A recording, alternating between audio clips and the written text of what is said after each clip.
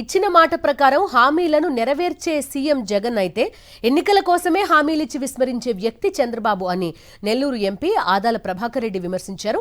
నెల్లూరులో 4వ విడత వైఎస్ఆర్ ఆసరా చెక్కులను పంపిణీ చేశారు. నెల్లూరు రూరల్ పరిధిలో లబ్ధిదారులకు 17.07 కోట్ల రూపాయల చెక్కులు అందజేశారు.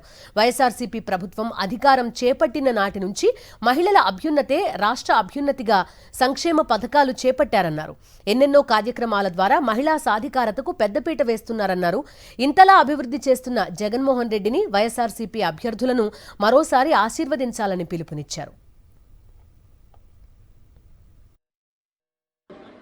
గతంలో చంద్రబాబు నాయుడు గారు చెప్పినవి ఒక్కటి కూడా నెరవేర్చలేదు.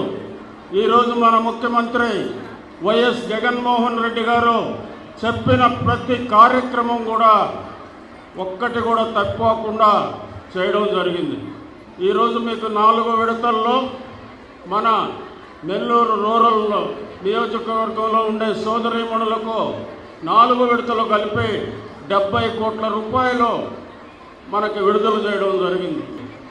మొత్తం మీద మన రాష్ట్రంలో సోదరీమణుల అకౌంట్లలో వివిధ పథకాల ద్వారా 2,66,000 కోట్ల రూపాయలు మహిళల ఖాతాల్లో జమ చేయడం జరిగింది.